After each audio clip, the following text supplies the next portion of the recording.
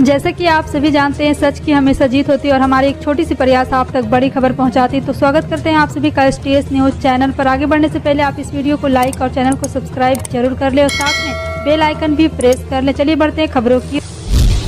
बता दें कि सीएम हेमंत सोरेन ने केंद्र सरकार की ओर से लाए गए उस कानून पर आपत्ति जताई है जिसमें कहा गया कि आदिवासी और वनों पर निर्भर रहने वालों की सहमति सुनिश्चित किए बिना निजी डेवलपर्स वनों को काट सकेंगे।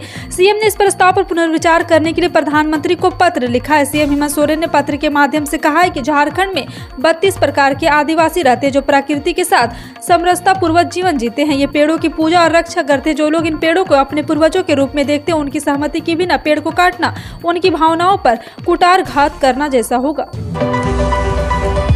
अमेरिका समेत दुनिया भर के देश मौजूदा वर्ष में महंगाई से जूझते रहे हैं, जिसके चलते पूरी दुनिया में लोगों की कॉस्ट ऑफ लिविंग यानी कि जीवन यापन में खर्च जबरदस्त बढ़ोतरी आई है। पर भारत इस सब के बीच सुखद स्थिति में मजबूती के साथ खड़ा रहा है। SBI ने रिसर्च रिपोर्ट इकोरेप में ये बात कही है। आपको बता दें कि इस रिपोर्ट की तैयारी करने में SBI समूह के ग्रुप मुख्य अधिकारी सलाहकार सौम्यकांति घोष ने कहा है कि ऐसा लगता है कि अच्छा शब्द वैश्विक अर्थव्यवस्था से अस्थायी रूप से गायब हो गया है। AIUDF के अध्यक्ष और सांसद बदरुद्दीन अजमल ने बीजेपी पर जमकर निशाना साधा। बदरुद्दीन अजमल ने कहा, बीजेपी सरकार मुसलमान को हर जगह अलग थलग करने में लगी हुई। मोदी सरकार सिर्फ हिंदुओं को मजबूत बनाने का काम कर रही।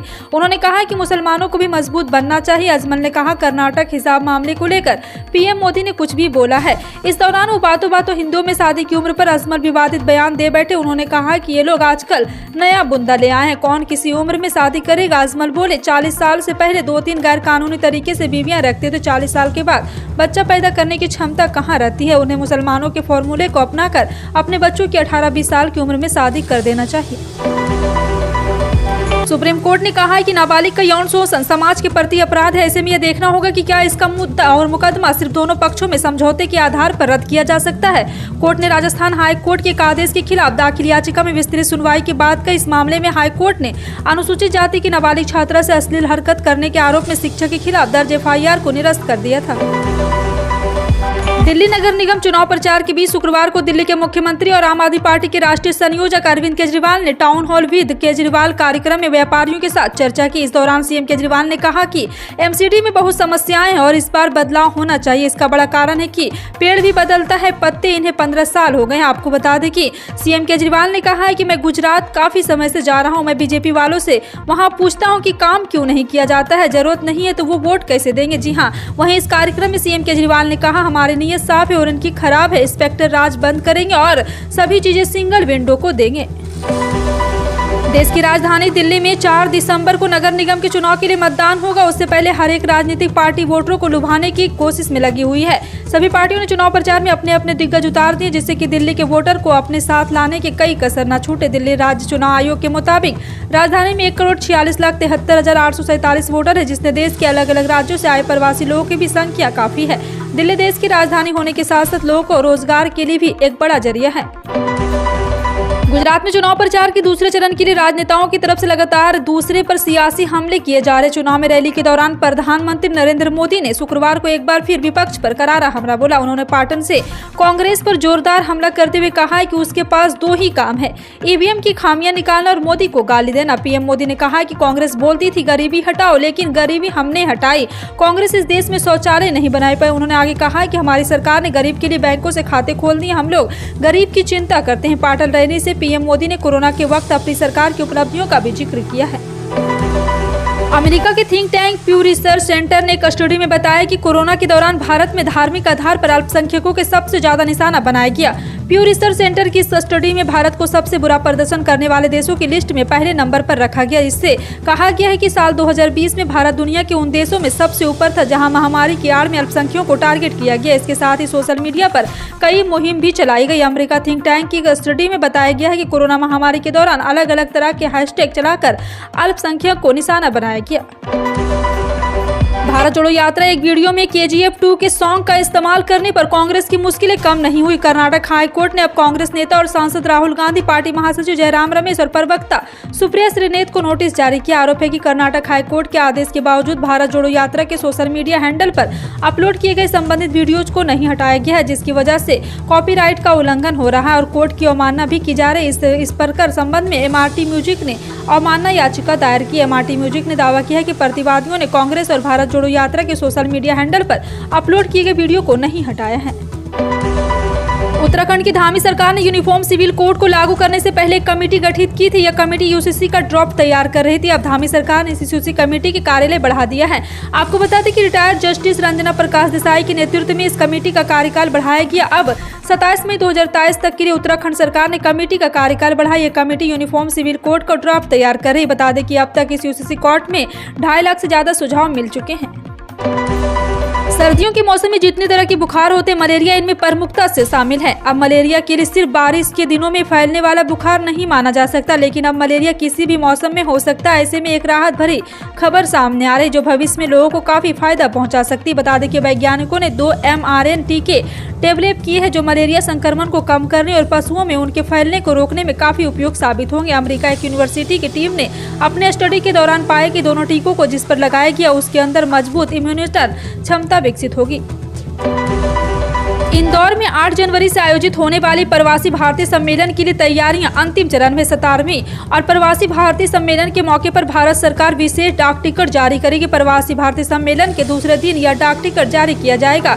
9 जनवरी को प्रधानमंत्री मोदी इस डाक टिकट को जारी करेंगे। प्रवासी भारतीय सम्मेलन के लिए केंद्र के निर्देश पर राज्य सरकार तैयारियों में जुटी है। इंदौर के सितारा होटलों में सम्मेलन के लिए बुक होने वाले अपने कमरों का किराया भी कम कर दिया है। बता दें कि मध्य प्रदेश के इतिहास में बिजली की सर्वाधिक मांग का नया रिकॉर्ड 3 दिन के भीतर दूसरी बार बना। दरअसल प्रदेश ने बिजली की मांग में एक बार फिर अपने पुराने रिकॉर्ड तोड़ दिया है। बुधवार को प्रदेश में बिजली की सर्वाधिक मांग 15,860 मेगावाट तक पहुंच गई, जबकि इसके पूर्व प्रदेश में 27 नवंबर को बिजली की सर्वाधिक मांग 15,748 मेगावाट दर्ज की गई थी। प्रदेश में मांग के अनुरूप बिजली की आपूर्ति की गई है। आपको बता दें कि प्रदेश में बुधवार को बिजली की मांग 15,860 मेगावाट पर दर्ज हुई। उत्तर प्रदेश में नया साल युवाओं के लिए बड़ी खुशखबरी लेकर आने वाला है। नए साल में यूपी पुलिस में बम्पर भर्ती होने वाली है। ऐसे में पुलिस भर्ती की तैयारी करने वाले युवाओं को फोर्स में शामिल होने का मौका मिलेगा। यूपी में नागरिक पुलिस और PSC में कांस्टेबल तथा फायरमैन के पदों पर युवाओं की भर्ती की जाएगी। आपको बता दें कि कुल मिलाकर 35,757 पदों पर वैकेंसी निकलने वाली है। Uttar Pradesh police recruitment and promotion board को DGP मुख्यालय की तरफ से भर्ती से संबंधित डिटेल को भेजा गया है। कांग्रेस अध्यक्ष मल्लिकार्जुन खड़गे को पार्टी नेता शब्दों के सही इस्तेमाल का सलाह दे रहे हैं। खड़गे ने प्रधानमंत्री मोदी को रावण बताया, जिसका पार्टी के कुछ नेता भी विरोध कर रहे हैं। खड़गे ने बयान में खुद प्रधानमंत्री मोदी ने भी एक सभा में जवाब दिया कि कांग्रेस के पूर्व नेता अहमद पटेल की बेटी मुमताज पटेल ने खड़गे को सलाह देते हुए कहा है कि आपके बयान का गलत मतलब निकाला जा सकता है, ऐसे में आपको सावधानी बरतनी चाहिए। अहमद पटेल सोनिया गांधी के राजनीतिक एडवाइजर थे और उनकी बेटी मुमताज गुजरात के भरूच से पार्टी नेता है। हालांकि वह विधानसभा चुनाव नहीं लड़ रही, माना जा रहा है कि लोकसभा चुनाव लड़ना चाहती है।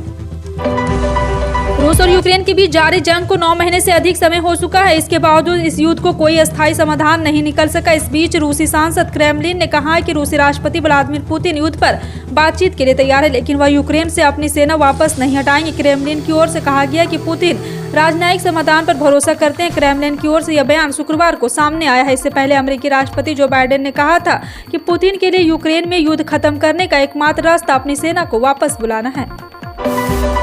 यदि आप उन लोगों में से हैं जो एक काम को छोड़कर दूसरे काम को अलग और विश्वास कर रखना चाहते हैं, तो आपको अपने हाथों में आजमाने के लिए कुछ नए विचार पर ध्यान देना चाहिए। जहां आजकल व्यवसाय के बहुत सारे विकल्प उपलब्ध हैं, वहीं सरकार भी लोगों के उद्यमी बनने के लिए प्रोत्साहित कर रही है। स्टार्टअप की मदद के लिए सरकार ने एक फंड भी स्थापित किया और अगर आप भी एक छोटे से निवेश के साथ व्यवसाय शुरू करना चाहते हैं तो सरकार द्वारा प्रायोजित हुए योजना आपके व्यवसाय के सपनों को साकार करने में मदद करेगी। दिल्ली में 4 दिसंबर को नगर निगम के चुनाव के दौरान सुबह 4 बजे से सभी लाइनों पर मेट्रो रेल सेवाएं शुरू हो जाएगी। शुक्रवार को दिल्ली मेट्रो रेल कॉर्पोरेशन की ओर से यह जानकारी दी गई। इसके अलावा राज्य चुनाव की ओर से भी तैयारियां पूरी कर ली गई है।